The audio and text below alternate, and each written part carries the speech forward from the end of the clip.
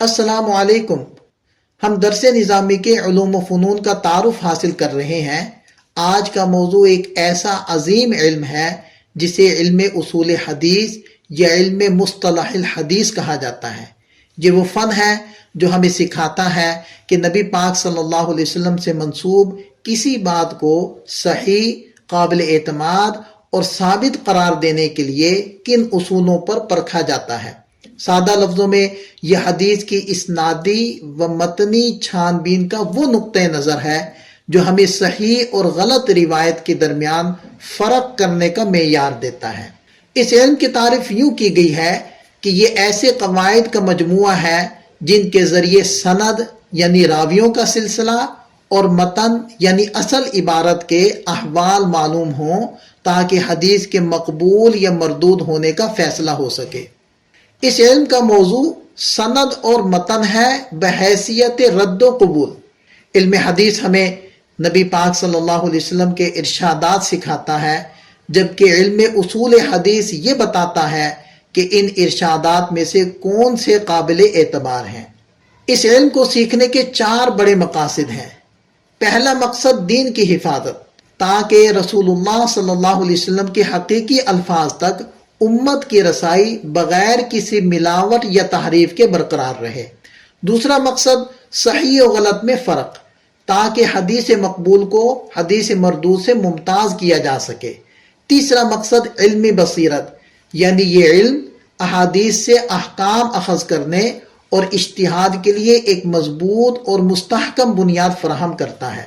چوتھا مقصد کامیابی، اس علم کا فائدہ دونوں جہانوں کی کامیابی کا حصول ہے۔ نقل و روایت کا کام عہد رسالت ہی میں شروع ہو گیا تھا۔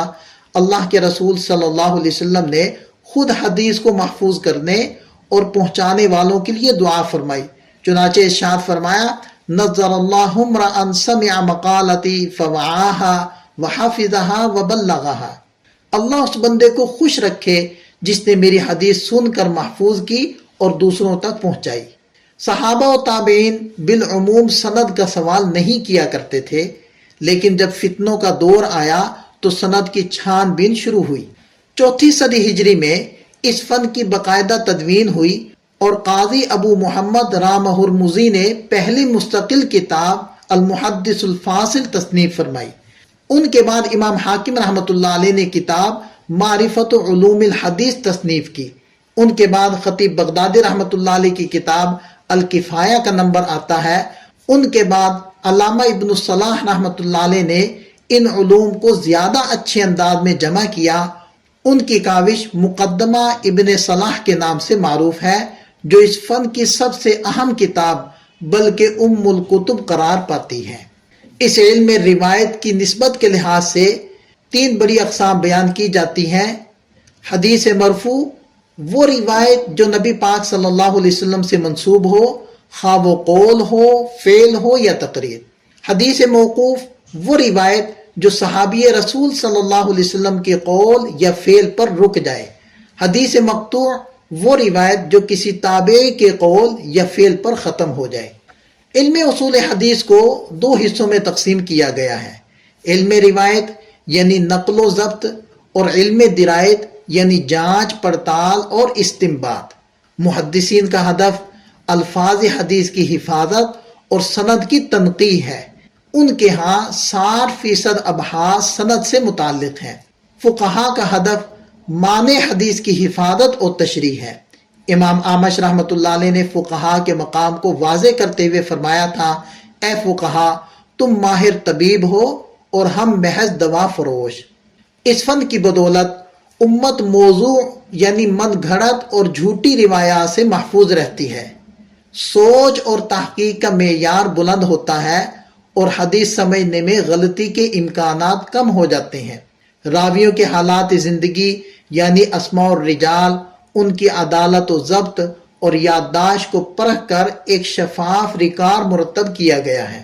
خلاصہ یہ کہ علم اصول حدیث وہ خاردار باڑ ہے جو حدیث نبوی کے گلستان کی حفاظت کرتی ہے۔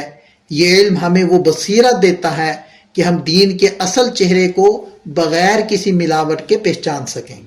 الحمدللہ علم اصول حدیث کے اس تعارف کے ساتھ درس نظامی میں پڑھائے جانے والے علوم و فنون کے تعارف پر مبنی ہماری 16 مختصر ویڈیوز کا یہ پہلا سلسلہ اپنے اختتام کو پہنچتا ہے۔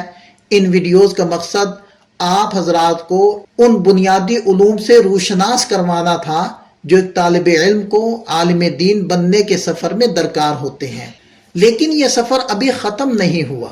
بہت جلد ہم ایک نئے اور تفصیلی سلسلے کے ساتھ ملاقات کریں گے جس میں ان تمام فنون کے تحت پڑھائی جانے والی کتب کا تفصیلی تعارف پیش کریں گے۔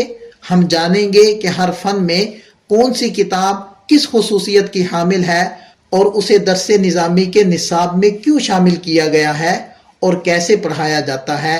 تب تک کے لیے ہمیں اپنی دعاؤں میں یاد رکھیے گا۔ والسلام ورحمۃ اللہ۔